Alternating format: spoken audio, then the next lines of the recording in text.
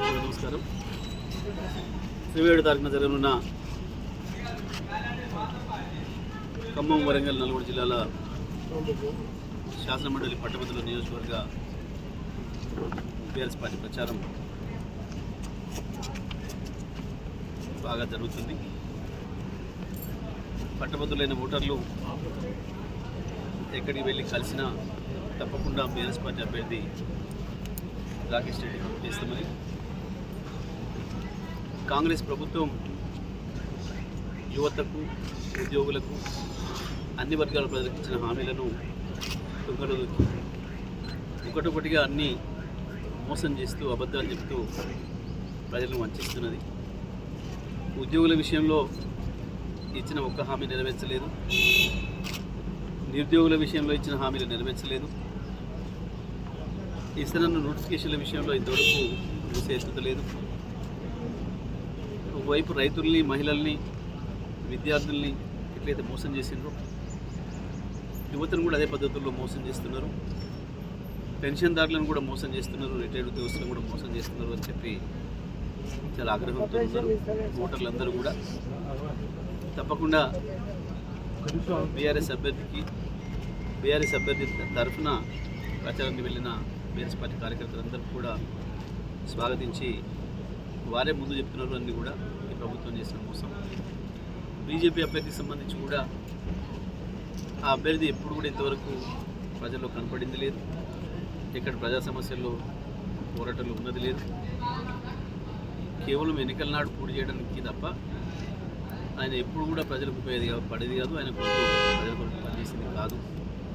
Congress party అభ్యర్థి ఏ రకంగా నేను ప్రశ్నించే గొంతును అని చెప్పి గత ఎన్నికల్లో యువతను ఆకట్టుకున్నాడు. ఇప్పుడు ప్రభుత్వం తరఫున నిలబడి అదే యువతను మళ్ళీ మోసం చేస్తున్నాడు. తనకు జర్నలిస్ట్గా వచ్చిన అవకాశాన్ని దుర్వినియోగం చేసిండు. దాని ద్వారా చీకటి సంపాదనకు అలవాటు పడ్డాడు అని చెప్పి యువత మొత్తం అర్థం చేసుకుంది. తప్పకుండా ఇవాళ కావాల్సింది కొట్లాడేవాళ్ళు, ఇవాళ కావాల్సింది చట్టసభల్లో ప్రజల సమస్యలు వినిపించేవాళ్ళు.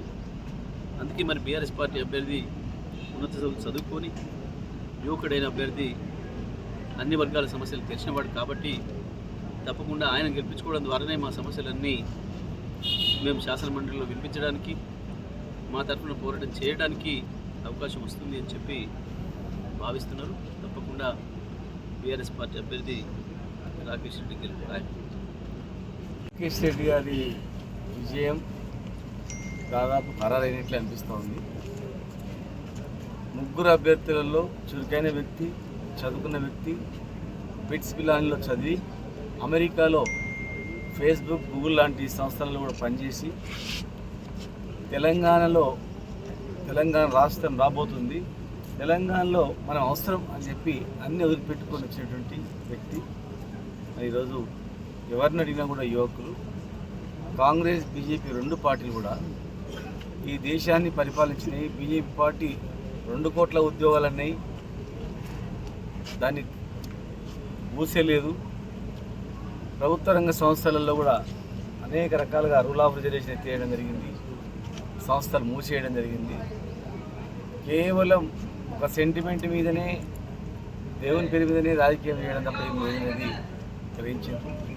కాంగ్రెస్ పార్టీ ఈ 5 నెలల పరిపాలనలో ఏం ఊహించి ఓట్లు వేసిండ్రు, ఏం జరుగుతుంది అని కూడా ప్రజలందరూ గమనించింది. కనుక ఖచ్చితంగా రేపు ప్రశ్నించే వ్యక్తులు కావాలి.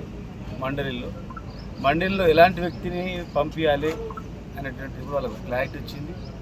ఖచ్చితంగా రాకేష్ రెడ్డి గారు అవుతనే సరైనటువంటి వ్యక్తి. ఈ హామీ నెరవేరకపోయినా మాట్లాడే శక్తి ఉండాలి, ఉద్యోగ ప్రకటన రాకపోయినా మాట్లాడే శక్తి ఉండాలి. అటు కేంద్ర ప్రభుత్వం పైన కానీ రాష్ట్ర ప్రభుత్వం పైన కానీ వాళ్ళు ఇచ్చిన హామీ నెరవేర్చడంలో ఒక తెలివైన వ్యక్తిగా రాకేష్ రెడ్డి సరిపోతాడు. అధికారంలో ఉన్న వాళ్ళకి ఇస్తే మరి ఏం మాట్లాడలేకపోతాడు. సేమ్ అధికారంలో ఉంటే ప్రశ్నించే ప్రసక్తే ఉండదు. కనుక ఇప్పుడు మనం ప్రశ్నించే వ్యక్తులు కావాలి అని చెప్పి ఈ అవకాశాన్ని ఉపయోగించుకోవాలని పట్టభద్రులందరూ కూడా ఆలోచిస్తూ ఉన్నారు.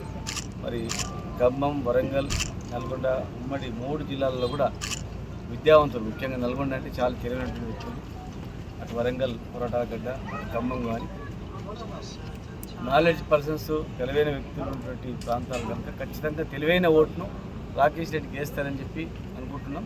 మేము కూడా అప్పీల్ చేస్తాం. మా జగదీష్ రెడ్డి గారు కానీ, మా కిషోర్ గారు కానీ, మా శ్రీనివాస్ రెడ్డి గారు మేము కానీ, మా నాయక్ కానీ, మేము కూడా ఒక ఉద్యమకారులుగా మేము కూడా అప్పీల్ చేస్తున్నాం. రాకేష్ రెడ్డి గారికి థ్యాంక్ యూ.